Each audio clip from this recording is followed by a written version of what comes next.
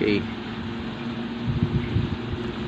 kwarta di sa LOC ibutang to di sa Binance, no? Mag-withdraw ta. First buhaton nato is wato tag Binance kana sa Binance. Ako mo na yung home, mo na akong mabilit na akong kwarta na sa Binance ng $3.25 lang, no? First buhaton mo is ato kag wallet kahuman deposit ka, click mo deposit. About diri ang withdraw sa sa LOC is USDT kani, USDT. Click mo USDT. Tapos sa USDT daghan siya na Tron TRC20, BNB, Ethereum, Polygon, na siya. Pero ang kuan sa LOC is kani Tron TRC20. Click mo na siya, nilabas. Copy ni mo na ihang deposit address, copy ni mo siya. Pero na naman siya sa kuang LOC, na exit lang tada. Mato sa LOC,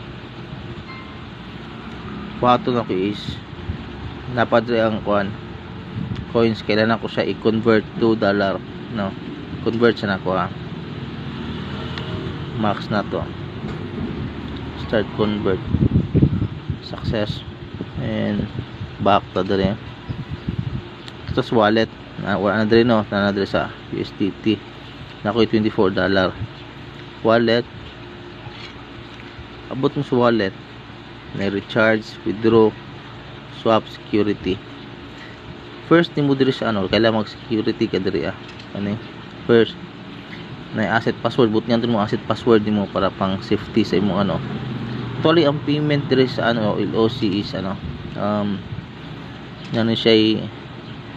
duha, GCash, ina ko ikon GCash kay nako. Tapos USDC TRC20 diri ata sa TRC20 nabak na nako. Kay tungod ang GCash man gud is 20% ang yung payment, yung charge niya mas mahal, no? Dako kayo sa USDT is baba lang siya, no? Atong baton is pag wala kang security at ka sa withdrawal amount, kung pila imuhang i-withdraw, convert sa peso. Wato na to is lang na to, pila itong kwartas $24 na to, $4 lang, no?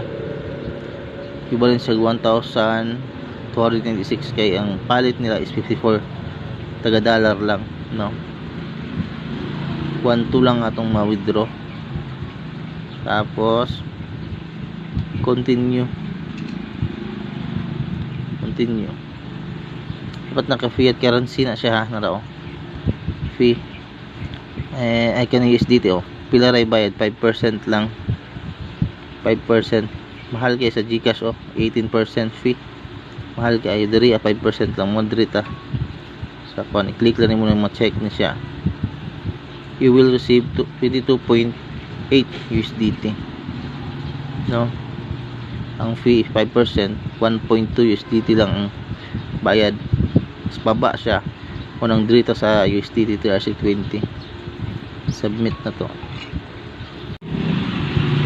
no? Check na to naka frozen pa.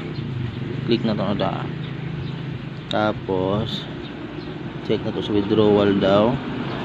Tapos withdrawal record,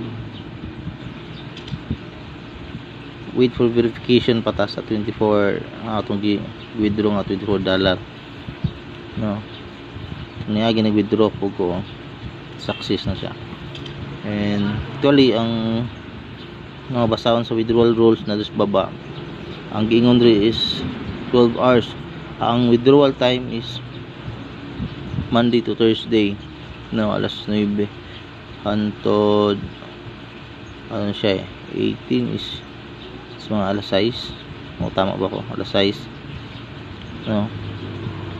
Ayan, single withdrawal as 20 USDT will be charged. Daghan siya mga rutuan, no? Pero before nag-withdraw ka ni is 2 hours lang naabot na. Depende sa siguro kung busy kay sila kung kinag-withdraw. no, kasagaran kung mag-withdraw mo ani diri is actually Monday to Thursday man siya.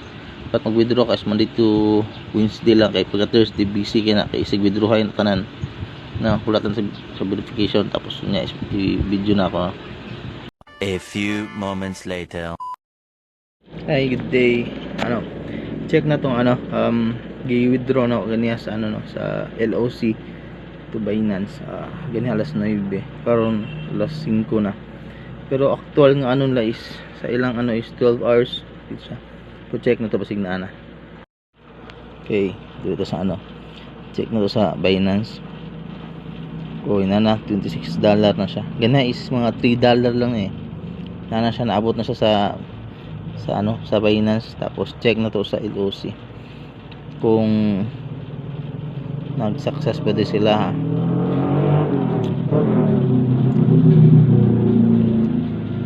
Saan to dali.